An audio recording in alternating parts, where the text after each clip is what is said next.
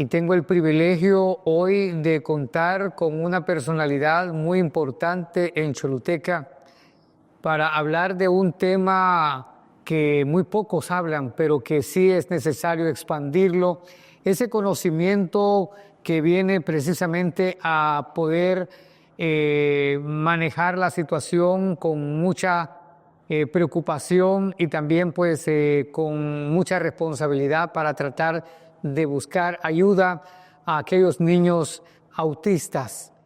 Se trata de la doctora Sara Merlo, especialista en trastorno de espectro del autismo y trastornos de también pues neurodesarrollo. Doctora, pues es un placer realmente tenerle aquí y que sea usted en este escenario de este podcast, nuestro primer podcast aquí, para que nos engalane con su presencia y con su conocimiento vasto para que podamos desarrollar este tema. No, gracias. De verdad que yo me siento privilegiada, en primer lugar, por estar entrevistada, en este caso por ustedes, por esta plática. Y para mí siempre es una bendición hablar de este tema.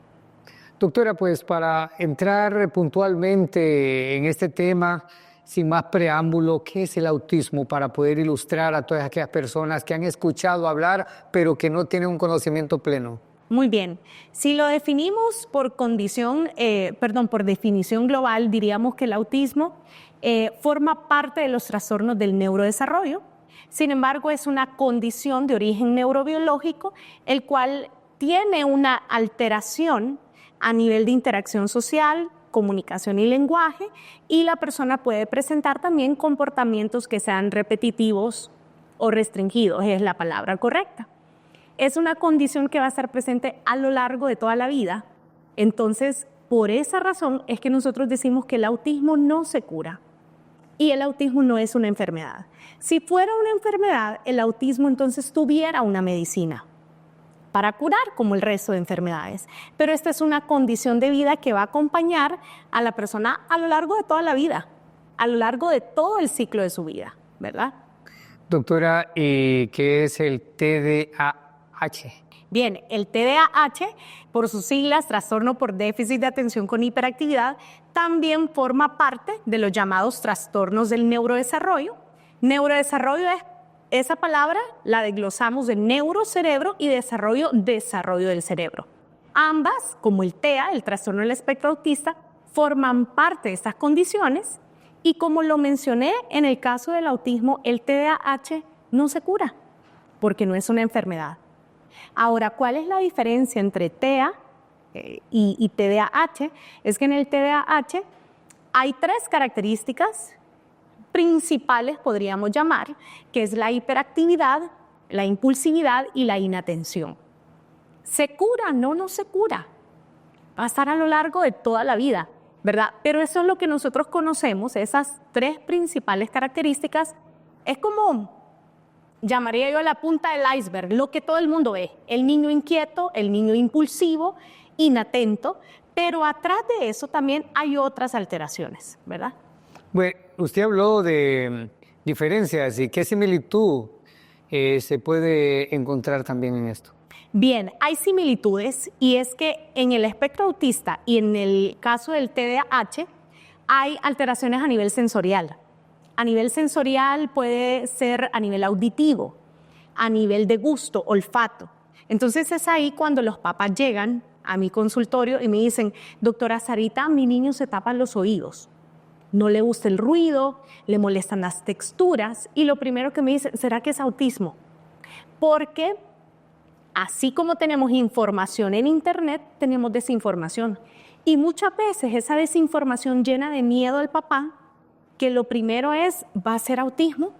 Y lastimosamente la mayoría de videos que están en las redes son de aquellos casos extremos, podríamos llamarle. Entonces el papá se aterra cuando tiene un hijo que se tapa los oídos, que tiene selectividad alimentaria, y es ahí cuando llegan al consultorio y me dicen, ¿será que es autismo o será que es TDA? ¿Qué hago yo?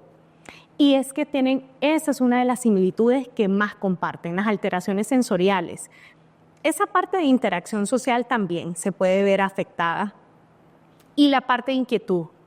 Son personas inquietas, activas, por eso se llama hiperactividad, porque todas las personas, todos los seres humanos tenemos un nivel de actividad, Sí. pero hiper significa mucho.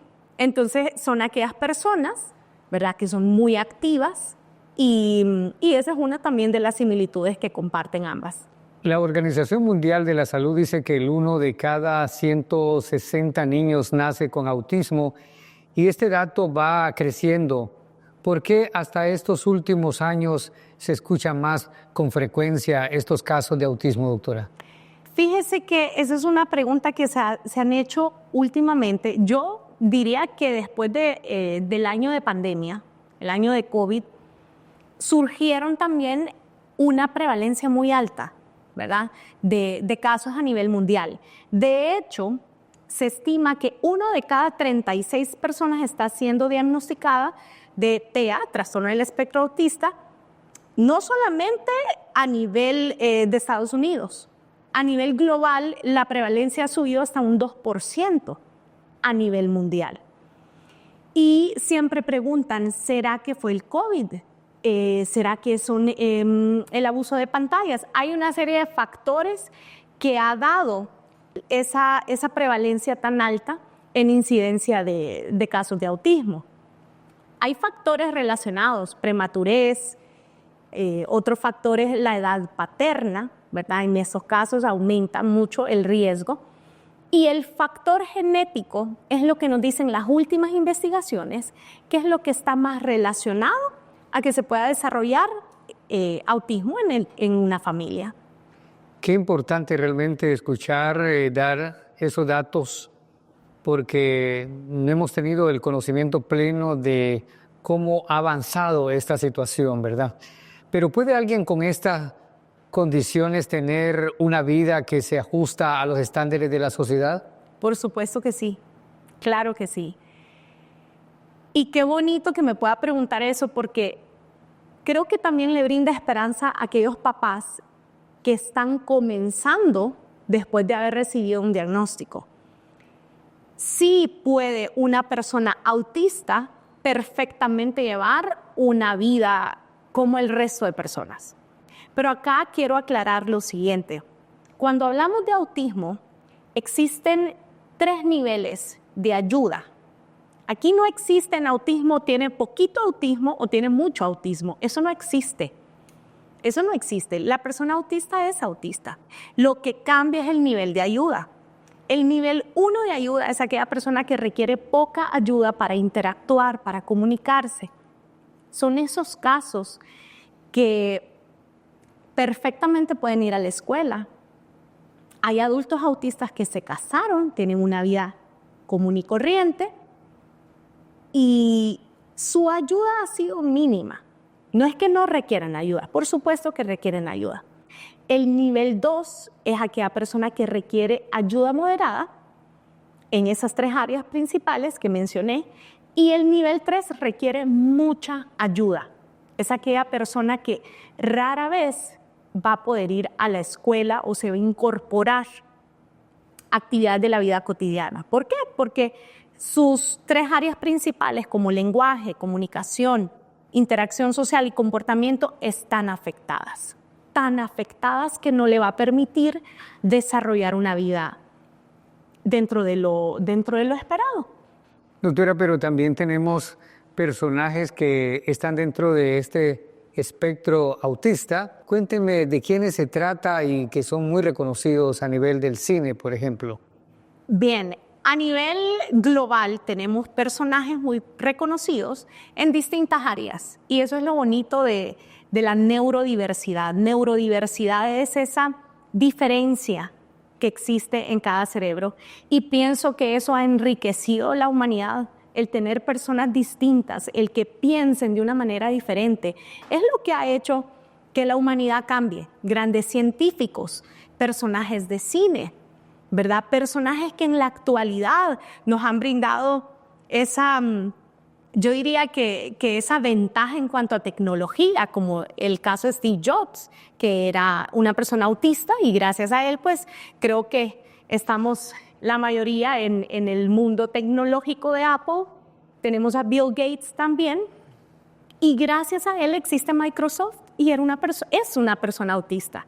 De hecho, esta semana él brindaba una entrevista a CNN y ahí él hablaba cómo el autismo se ha convertido también en esa habilidad para él, ¿verdad?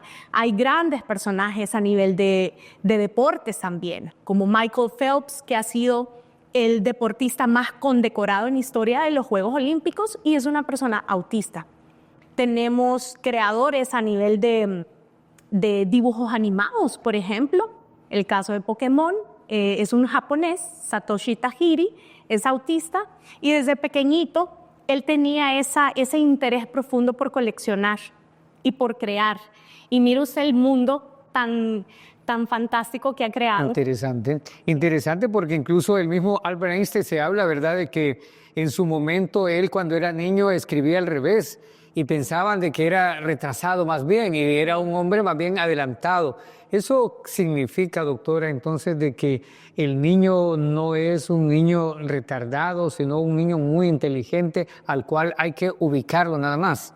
Hay que comprender primero qué significa el autismo. Hay que comprender primero qué hay detrás del autismo y después poder nosotros como sociedad atenderlos y después nosotros como personas ser empáticos para aceptar sus habilidades. En el caso de Albert Einstein se supone, ¿verdad?, que hace muchos años él pudiera estar dentro del espectro autista. Esto viene a dar también ese significado de que el autismo no es de ahorita, el autismo no está de moda, como muchos piensan. Estos últimos años eso se ha creído, es que está de moda el autismo. El autismo siempre ha existido. Sí. El autismo está desde hace muchos años. ¿Por qué? Porque es, como lo mencioné anteriormente, es un cerebro diferente. Dios nos ha creado con capacidades distintas, con cerebros distintos, que obviamente hay deficiencias, hay habilidades, pero como lo mencionaba, cuando nosotros hacemos como fortalece esas habilidades, el resto no pesa, ¿sí? Pesan más las habilidades. Vivimos, Javier, en una sociedad, y hablo por nuestro país, donde lastimosamente el tema de discapacidad está muy estigmatizado. Lastimosamente hay mucho tabú detrás de la palabra autismo específicamente. Entonces las escuelas no quieren tocar ese tema muchas veces. El papá oculta ese diagnóstico. Y hay temor de parte del padre de familia en su momento porque su hijo sea autista y tenga que pasar momentos de estrés y de otras situaciones que lo lleve pues a tener un problema psicológico. Claro, por supuesto. Yo no soy mamá y admiro profundamente a los padres porque no hay un manual para ser el papá perfecto o la mamá perfecta. Y usted póngase a pensar en esa mamá, esa primigesta, esa mamá que por primera vez se va a encargar de enseñarle a su bebé. Si todavía hay cosas desconocidas, aún agreguémosle cuando se le dé el diagnóstico de autismo. Es como de, yo no esperaba esto. Porque como papás hay muchas expectativas. Entonces, claro, cuando un médico da un diagnóstico, por supuesto que desestabiliza a la familia por completo. Así es, y ahora cabe esperar qué hacen o qué han venido haciendo los gobiernos para poder apoyar este tipo de proyectos. ¿Soñamos con que en alguna ocasión se compenetren para hacer algo por estos niños? Es un sueño, pienso yo, que no solamente de los que estamos de este lado, y cuando digo de este lado me refiero a los que hemos estado leyendo, estudiando, empapándonos y que tenemos familias que están dentro de este diagnóstico. Soñamos mucho que en Honduras haya realmente inclusión, la verdadera inclusión, no esa inclusión que se habla en las escuelas de, bueno, porque es autista lo vamos a incluir. No, la verdadera inclusión está cuando el gobierno se involucra por completo en las escuelas, cuando el gobierno respalda también a las familias. ¿Cómo? A través de las empresas también. Admiro yo mucho países. Ya que usted tocó eso, permíteme que la interrumpa, pero ya que tocó eso, ¿qué otras instituciones han decidido ayudar a los niños que sus padres no tienen los recursos suficientes para llevar a un tratamiento especial? Fíjese que en Honduras son escasas las organizaciones o asociaciones, por decirlo así, encargadas. Tenemos Teletón. Teletón ha dado, ¿verdad?, ese apoyo desde pequeñitos. Sin embargo, Teletón ve niños hasta la edad de 6 años en terapias de lenguaje, por ejemplo. Teletón es una de esas fundaciones en Honduras que ha venido a ayudar muchísimo a las familias, pero no da abasto. Entonces llegan hasta cierta edad. Y en el caso de los niños autistas, no llegan a ser, por decirlo así, aceptados o en caso de terapias, porque son niños que son sanos, ¿sí? Su lenguaje está siendo alterado por su diagnóstico de TEA. Pero Teletón ha sido una de las organizaciones. ApoAutis, por ejemplo, es la primera organización de apoyo a la persona autista en Honduras. Y aquí en la zona sur tenemos la bendición de hace un año, se hizo una sala de apoyo para niños con necesidades educativas especiales. Esta sala fue creada gracias a Cooperativa La Guadalupe. Y es la primera institución financiera en todo Honduras. Y la única de repente aquí, ¿verdad? Y es la única aquí en la zona sur que brinda apoyo gratuito. Entonces es una bendición el que tienen esas familias porque no pagan nada, ni siquiera tienen que estar afiliados. Y yo pienso que proyectos como este tienen que ser replicados en todo Honduras, porque cada vez más tenemos una incidencia alta de autismo. ¿Y cuál es la realidad, Javier, de nuestro país? No todas las familias tienen recursos para llevar a sus hijos a terapia. Eso es verdad. No les da. Los llevan a la escuela y de repente el doctor viene y dice, yo quiero que lo lleve a terapia de lenguaje, a terapia ocupacional, qué sé yo, a terapia sensorial. El papá obviamente se abruma. Y tener una sala aquí en la zona sur como la que tenemos es una bendición, y pienso que en Honduras deberían de copiar ese ejemplo, ¿verdad? Porque se necesita. ¿Cuántos niños han sido beneficiados con la Cooperativa Guadalupe, que ha tomado pues este proyecto de una manera en lleno, podríamos decir, y con mucho amor? Hasta el momento hemos atendido 94 niños de toda la zona sur, no solamente de aquí de Choluteca, de las afueras. 94 niños que han llegado con sus familias y han sido atendidas hasta el día de hoy. ¿Se mantiene algún índice de personas o de niños que en las afueras todavía no tienen la atención? Porque la misma cooperativa tampoco puede asumir esa gran responsabilidad, porque Exacto. Me imagino que son muchos. ¿Cómo maneja usted ese índice? No manejamos un índice ni siquiera a nivel de la zona sur, ni siquiera tenemos una prevalencia a nivel de Honduras. Todavía no lo hay. No ha habido una asociación, por decirlo así, o un grupo, o en el caso del Instituto Nacional de Estadística, no tenemos ningún dato que nos diga tantas personas son autistas en Honduras hasta el momento. Manejamos que la probabilidad es muy alta, por supuesto. Sí, ahora, doctora, se trabaja con los niños, pero también se trabaja con los padres de familia. Este trabajo tiene que ser en equipo, si no nosotros no vamos a ver resultado.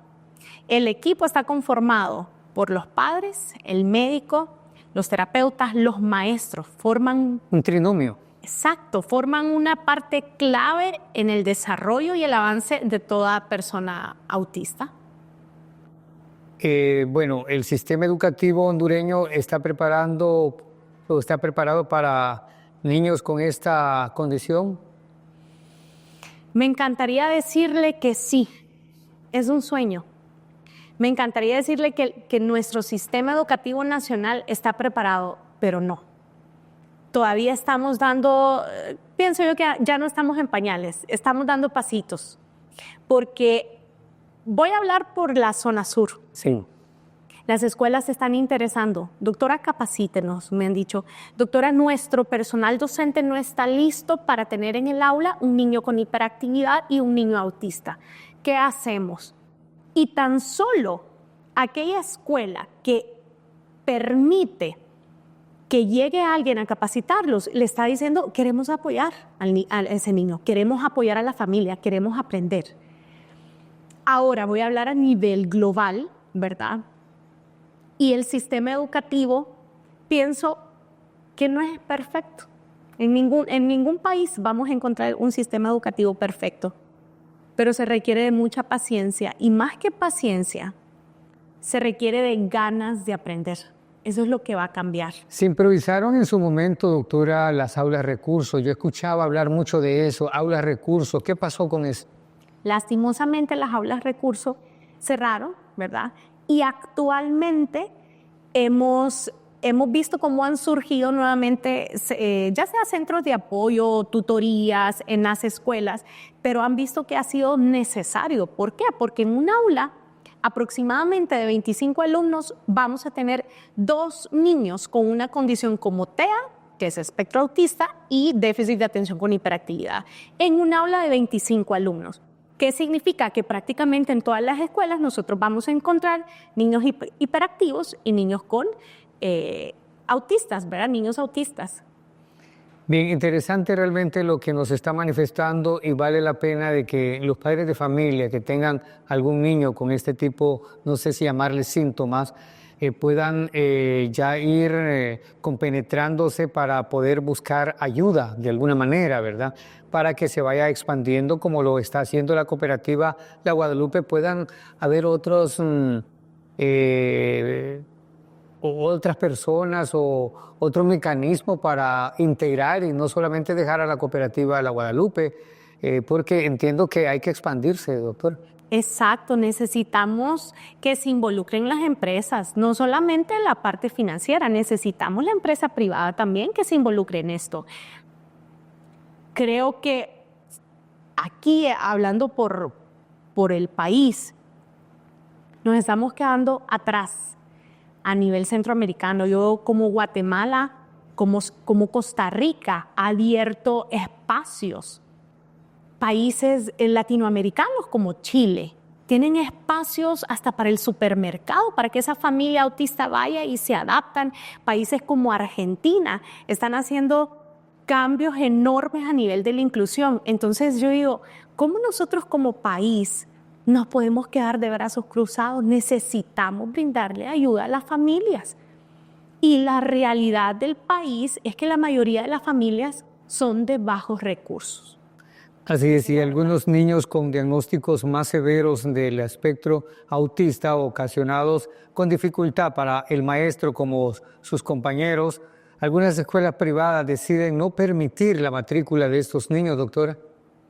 Sí, sí. ¿Existen algunas opciones entonces en estos casos para poder ayudar a esta gente?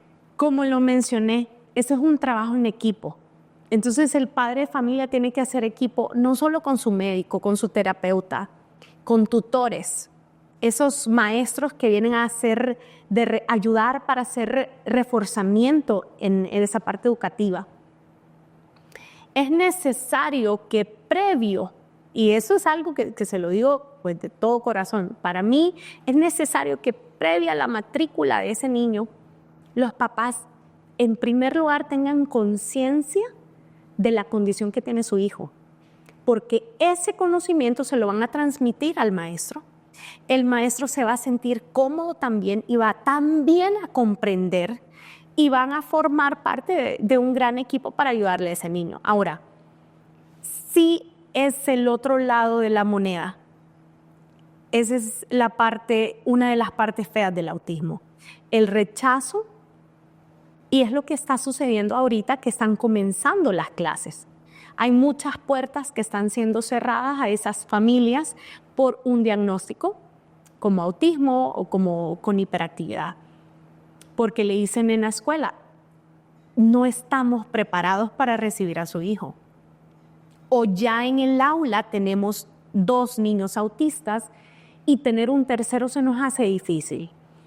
Entonces le dice la escuela al papá, busque un maestro sombra o un acompañamiento psicopedagógico que vaya con él a la escuela. Y el papá obviamente que no tiene el dinero, ¿verdad? No tiene esa parte económica de decir, lo voy a meter a la escuela, va a estar en terapias y aparte va a tener un maestro que le acompañe todo el día. No lo hay. Entonces, ¿qué dice el papá? Híjole, pues ni Frustración. frustración y angustia, porque se devuelven a la casa y es como, ni modo, no lo vamos a matricular. Entonces, esa es la otra cara también de la moneda. Bien, doctora, continuando con este podcast, realmente es fascinante, digo, para las personas que en este momento pues estamos viendo una oportunidad para poder ilustrarnos con este tema que ha sido hasta cierto punto un tema tabú, podríamos decirlo, no sé si se puede considerar. Doctora, usted estudió en España, entiendo, según el informe que manejo. ¿Por qué usted no se quedó en España habiendo oportunidades para poder mejorar los ingresos, como mucha gente que se va y se queda allá? ¿Por qué decidió venirse para acá? Muy buena pregunta. Nunca me la habían hecho. El país es hermoso y yo anhelaba quedarme. Yo estuve viviendo prácticamente un sueño porque hay mucha seguridad. España es de los países que son como punta de lanza a nivel de inclusión, de neurodiversidad. Entonces yo me sentía como pato en el agua, como decimos. Pero tuve una orden de arriba. Dios me hizo devolverme. Y no quería, lloré mucho. Y hubo, no sé si se va a escuchar muy religioso, pero es la primera vez, creo que lo comparto tan públicamente. Había un versículo que decía, con alegría seréis devueltos. Y ese versículo yo lo leía 2, 3 veces y esa fue la orden. El mensaje estaba recibiendo. Yo me tenía que regresar.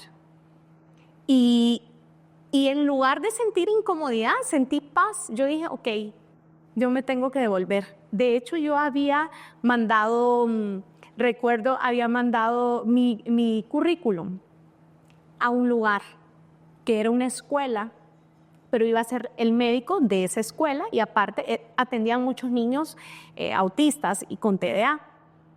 Y yo metí mi currículum, me devolví a Honduras. El día siguiente que yo me devuelvo, estoy recibiendo un correo que me habían aceptado. Les digo yo estoy en Honduras, ya no me puedo ir. Pero yo tenía una paz en mi corazón porque yo sabía que Dios me quería de vuelta aquí. No fue fácil, Sí, me imagino no fue que fácil, sí. pero aquí estoy. Así es, que bueno, ¿verdad, doctora? Pero una de las situaciones es que no hay muchos profesionales en este campo, en esta área, podríamos decir. ¿Cuántos profesionales que usted conoce hay en el país para poder trabajar con este tema con el esmero y la entrega que hace usted? Somos muy poquitos. En primer lugar, porque todo lo relacionado al neurodesarrollo es caro. Es muy caro. Las formaciones en el extranjero son caras. El material didáctico es caro. Entonces somos muy poquitos. Existen neuropediatras, ¿verdad? Y aquí quiero aclarar, yo no soy neuropediatra. Mi profesión es médico general de base, soy doctora en medicina y cirugía. Luego hice yo esa maestría en trastornos del neurodesarrollo y posteriormente hice un posgrado en autismo, en trastornos del espectro autista. Pero en Honduras somos muy poquitos los médicos, me atrevería a decir que estamos entre 5 a 7 médicos a nivel nacional.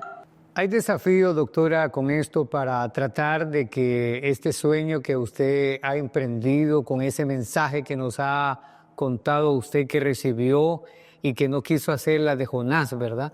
Para que se la comiera el pez, sino que usted dijo, yo voy a obedecer ese mandato y por eso la tenemos acá, porque hay que trabajar por este país, hay que trabajar por esta localidad que es Choluteca también, donde no podemos dejarla a la intemperie, que tenemos que hacer algo. Le cuento de que yo tuve oportunidades, me decían a mí que podía trabajar en Tegucigalpa, quedarme allá, pero dije, yo quiero irme para Choluteca, trabajar por Choluteca, le pasó igual. Sí, sí, realmente que, como le decía, cuando uno recibe una orden, y más si es de parte de Dios, que uno tiene que obedecer. Y yo decía, detrás de la obediencia hay bendición. Y el devolverme a mi país ha sido una bendición, porque esto se ha convertido en una pasión para mí. Y yo soy bendecida. Cada vez que recibo una familia, cada vez que conozco a una persona autista, yo me siento bendecida de poder orientar a esa familia. Entonces, realmente que ha sido una buena decisión el retomar.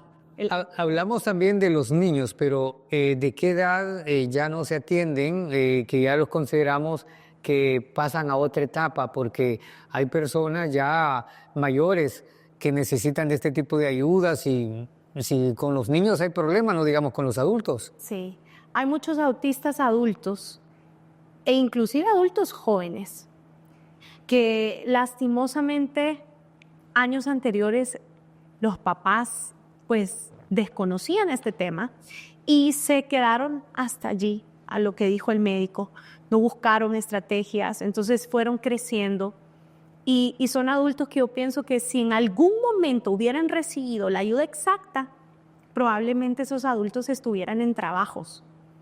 Y yo por eso siempre que tengo una familia adelante, yo le digo, un diagnóstico no es un pronóstico de vida para ese niño, porque hay papás que cuando ven el diagnóstico de autismo de nivel 2 o nivel 3 me dicen, doctora, pero es bastante, es el nivel 2, es el nivel moderado. El papá se nubla en ese momento y le digo yo, mire, el pronóstico depende de la cantidad de estrategias que nosotros le demos. Así que por esa razón yo siempre le digo a todo papá también, la detección temprana es importante para cambiar la calidad de vida de ese niño y que no crezcan adultos que no reciban ayuda, ¿verdad? Entonces... Hay mucha gente que nos está viendo y de repente va a decir, bueno, yo quiero llevar a mi hijo a la cooperativa, a la Guadalupe, y que esté con la doctora. ¿Qué requisitos debe reunir?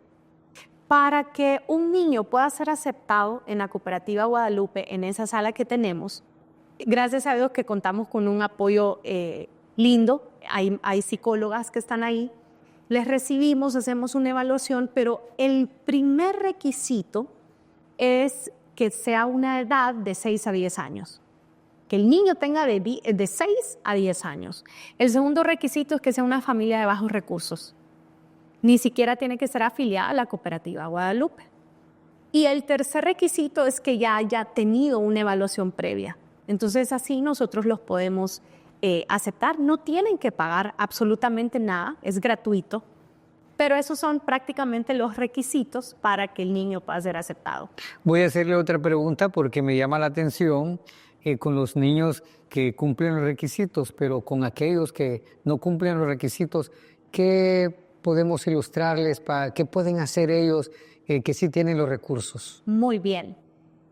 Aquí voy a partir, los voy a dividir, ¿verdad? En dos grupos. Esas familias que dicen, yo quiero que el niño esté en la cooperativa, pero no tiene la edad. Es menor de 6 o es mayor de 10. Entonces, a ese grupo de padres yo le digo, lea, instrúyase, edúquese de fuentes importantes, porque ahora pues hay de todo un poco en internet, y se tienen que educar para empezar a trabajar en casa, mientras buscan un espacio, ¿verdad? Un espacio con un terapeuta, con un médico, qué sé yo. Y está el otro grupo de familias que quizás quieren tenerlo ahí en la sala, pero tienen un poco más oportunidad a nivel financiero. ¿Sí? Yo les digo, ok, cuando el autismo toca la puerta, pues uno se adapta. Y obviamente la familia tiene que cambiar rutinas y ese presupuesto también sube. Entonces, a esas familias que tienen un poco más la posibilidad de integrarlo, yo le digo, no se queden de brazos cruzados, toquen puertas. Vayan, busquen un centro de estimulación, busquen a personas que sepan que los orienten. Y si me dice esa familia, doctora, no podemos costear terapias, yo le digo, lea, estudie. Hay páginas y cursos gratuitos para personas que puedan aprender más sobre autismo. Entonces, eso más que todo les diría yo, educarse. No se queden con solo lo que les dijo el doctor. Estudien, vayan más allá.